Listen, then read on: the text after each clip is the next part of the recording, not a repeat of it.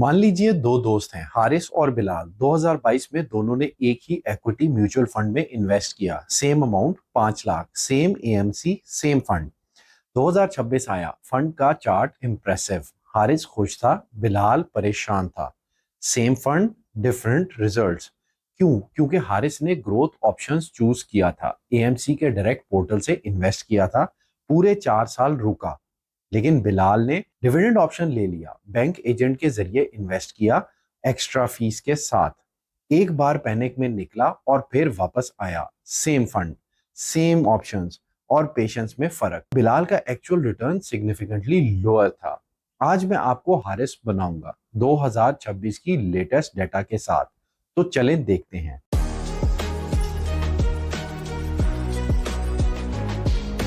सिर्फ 1 minute basics पर, फिर हम स्ट्रेट डाइविंग करेंगे डेप्थ में। म्यूचुअल फंड एक ऐसा इन्वेस्टमेंट व्हीकल है जिसमें हजारों इन्वेस्टर्स अपना पैसा एक ही जगह पूल करते हैं। वो कंबाइंड पैसा एक प्रोफेशनल फंड मैनेजर मैनेज करता है, जो डिसाइड करता है कि पैसा कहाँ इन्वेस्ट करना है। स्टॉक्स में, गवर्नमेंट बॉन्ड्स में, टी बिल्स में, कॉर्पोरेट सुकुक्स में। आपको मिलती है एक यूनिट। फंड की पर यूनिट प्राइस को एनएवी कहते हैं, नेट एसेट वैल्यू। जितना एनएवी बढ़ता है, आपकी इन्वेस्टमेंट उतनी ही बढ़ती है। पाकिस्तान में म्यूचुअल फंड इंडस्ट्री 2019 में 578 बिलियन थी। 2026 में 4 trillion, record high. Nearly 7.5x growth in 7 years. और फरवरी 2026 में सिर्फ इस्लामिक म्यूचुअल फंड्स का asset under management 2.1 trillion cross कर गया। इंडस्ट्री का 44% प्लस सिर्फ शरिया कंप्लाइंट फंड में। पाकिस्तान में अभी 20 से ज्यादा एएमसीज, एसेट मैनेजमेंट कंपनीज हैं। इनके पास 200 से ज्यादा म्यूचुअल फंड्स हैं, equity funds, income funds, money market funds, balance funds, ETF. Choice बहुत है, लेकिन चॉइस ज्यादा होने का मतलब कंफ्यूजन भी ज्यादा है। और वही कंफ्यूजन लोगों को गलत डिसीजंस की तरफ ले जाती है। यही इस वीडियो का कोर पॉइंट है। सेफ म्यूचुअल फंड में भी पैसा क्यों खोते हैं? अब वो टॉपिक जो ज्यादातर लोग अवॉइड करते हैं। म्यूचुअल फंड सेफ है, ये एक हाफ ट्रूथ है। और हाफ ट्रूथ्स फाइनेंशियल लाइफ में पूरी गलत डिसीजंस देते हैं। ये 3 रियल रीजंस हैं कि लोग सेफ समझे जाने वाले फंड्स में भी रियल पैसा खोते हैं। Reason number 1, inflation blind spot.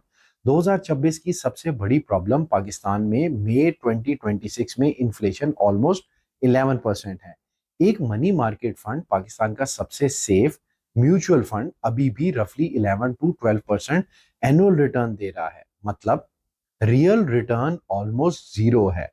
Purchasing power wise आपको लग रहा है कि पैसा बढ़ रहा है, लेकिन चीजें खरीदने की ताकत नहीं बढ़ी। ये वो ट्रूथ है जो फंड ब्रोशर में बोल्ड फॉन्ट में नहीं लिखा जाता। Reason number 2, emotional decisions. ये पैटर्न आपने जरूर देखा होगा।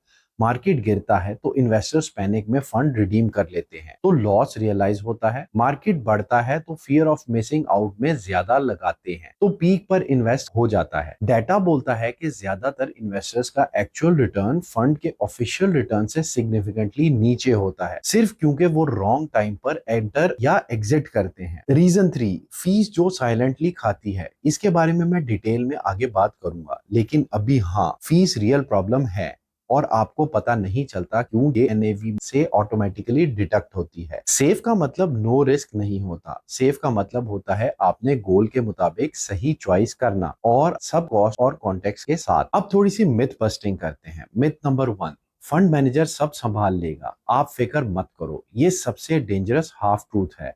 फंड मैनेजर प्रोफेशनली ट्रेंड है, लेकिन और ये सुनना बहुत जरूरी है, उसका काम ये नहीं है कि आपका स्पेसिफिक गोल अचीव हो। उसका काम ये नहीं है कि फंड की परफॉर्मेंस अपने डेजिग्नेटेड बेंचमार्क से बेहतर हो। ये बहुत बड़ा फर्क है। और ये भी सुनो, अगर आपका फंड 6 महीने में 25% गिरता है, फंड मैनेजर फिर भी अपनी मैनेजमेंट फीस ले लेगा, गारंटीड। आप लॉस में, फंड मैनेजर लॉस में नहीं। मिथ नंबर 2, पास्ट में जो नंबर 1 था फ्यूचर में भी बेस्ट होगा। केएसई 100 ने 2022 से 2025 तक 300+% कुमुलेटिव रिटर्न दिया है। इस दौरान ऑलमोस्ट एवरी इक्विटी फंड ने एक्सेप्शनल रिटर्न्स दिए, चाहे मैनेजर ब्रिलियंट हो या एवरेज। मार्केट रैली सबको उठा लेती है, इसलिए वो टॉप परफॉर्मिंग फंड शायद मैनेजर की ब्रिलियंस की वजह से नहीं था। Myth number 3, mutual fund is equal to bank fix deposit की तरह सेफ है।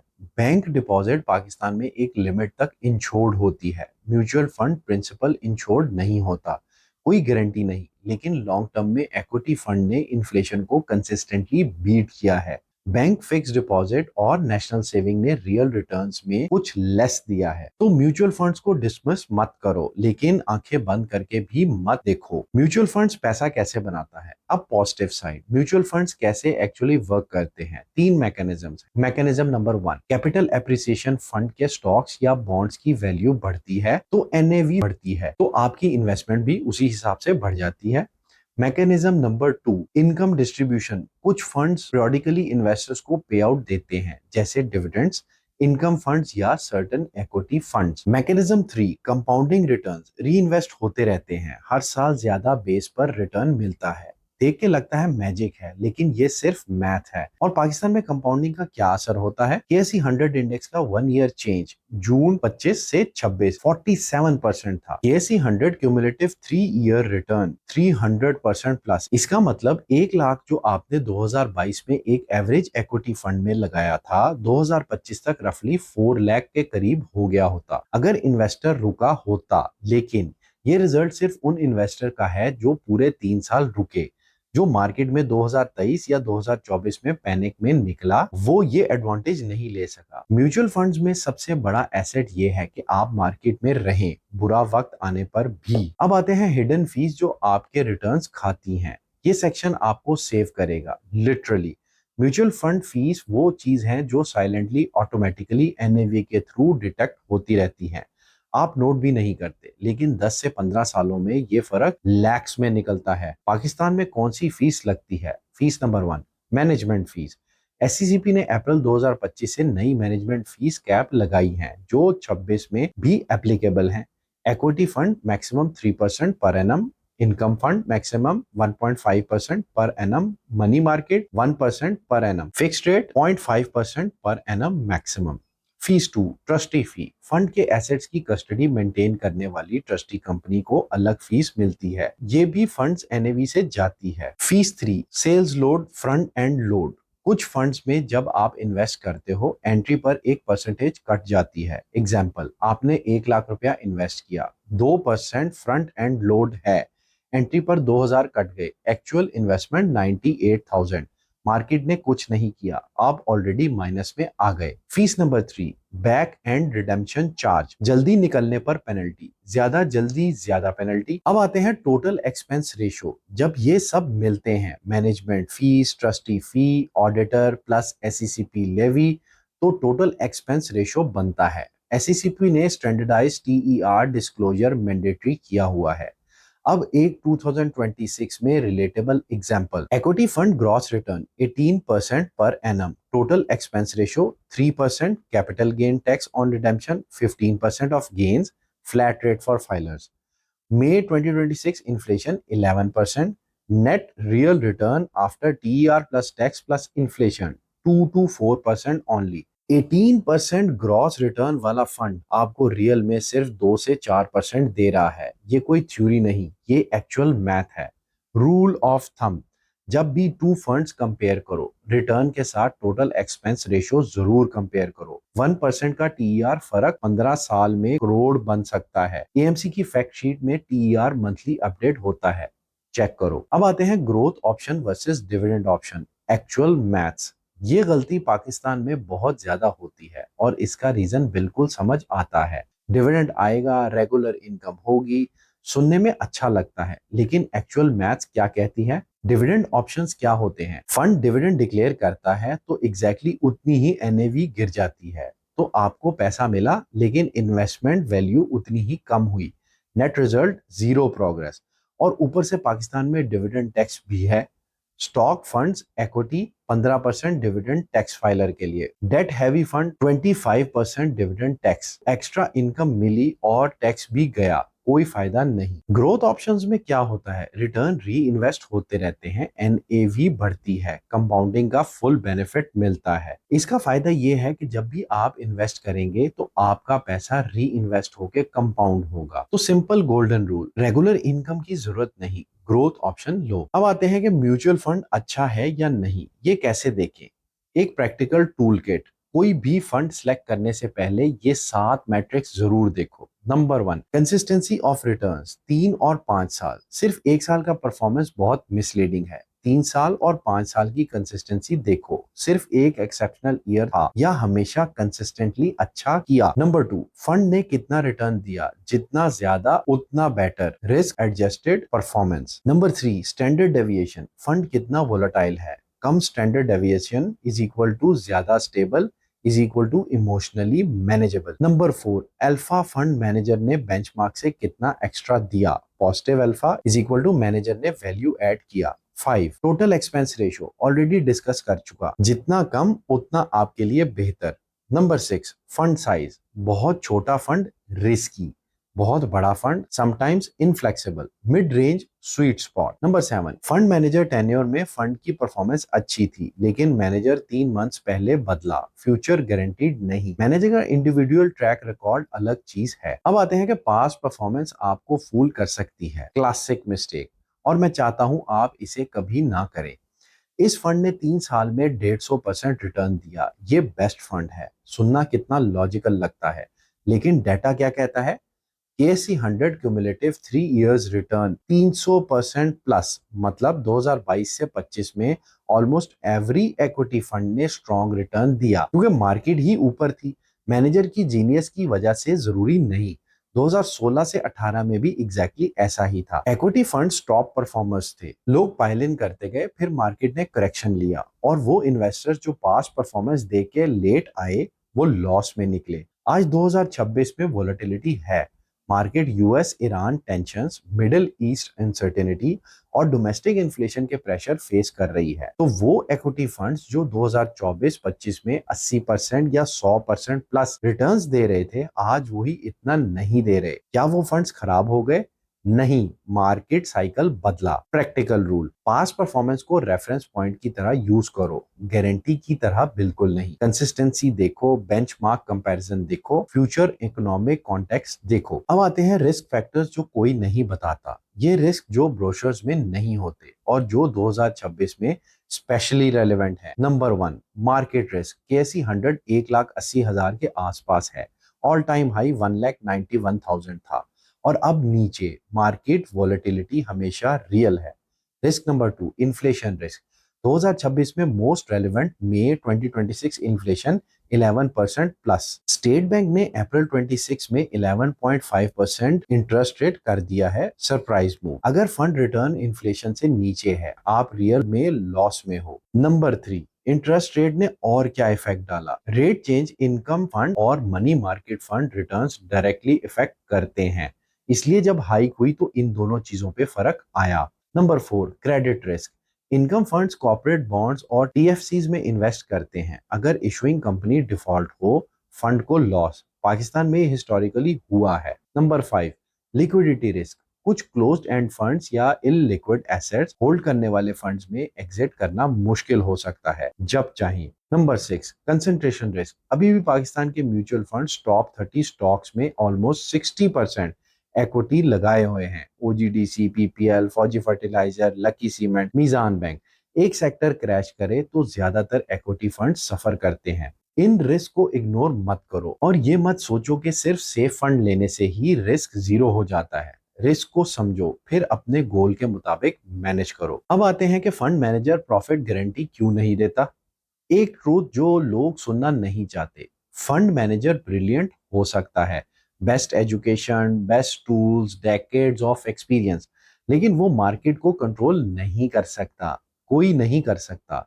स्टेट बैंक ने अप्रैल 2026 को सरप्राइज रेट हाइक किया, एनालिस्ट मेजॉरिटी ने एक्सपेक्ट नहीं किया था। मिडिल ईस्ट टेंशंस ने पाकिस्तान इक्विटी मार्केट को वोलेटिलिटी दी। केसी 100 ऑल टाइम हाई से 1,60,000 तक आ गया, फिर रैली किया। कोई फंड मैनेजर प्रिडिक्ट कर सकता था? नहीं।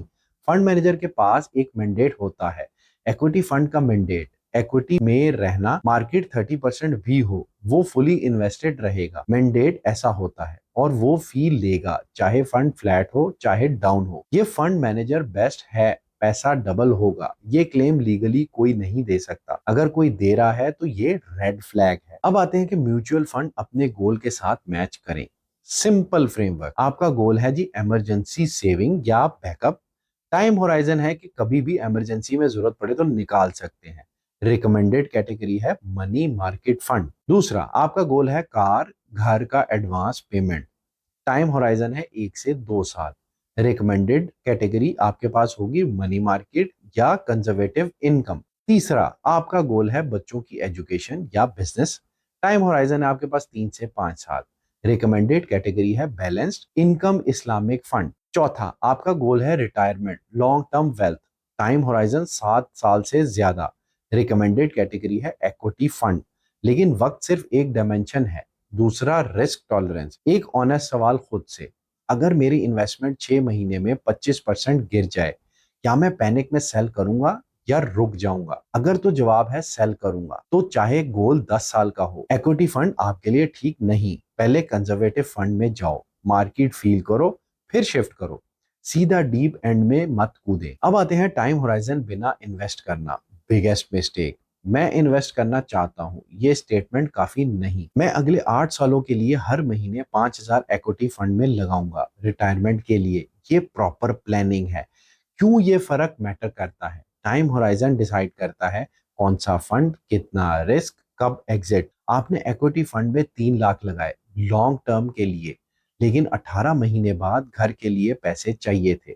मार्केट उसी दौरान 30% गिरी और आपको लॉस में निकलना पड़ा। लॉन्ग टर्म में लगाया था, लेकिन जरूरत शॉर्ट टर्म की थी। रूल सिर्फ इसी ऑर्डर में, गोल डिफाइन करो, टाइम होराइजन डिसाइड करो, फंड चूज करो, कभी उल्टी तरफ मत जाओ। अब आते हैं कितनी डाइवर्सिफिकेशन काफी है। डाइवर्सिफाई करो, अपने 1000 बार सुना होगा, लेकिन कब ओवर डाइवर्सिफिकेशन प्रॉब्लम बन जाती? अगर आपके पास 15 अलग अलग म्यूचुअल फंड्स हैं, आपने डाइवर्सिफाई नहीं किया, आपने कंफ्यूजन और एक्स्ट्रा फी क्रिएट की है।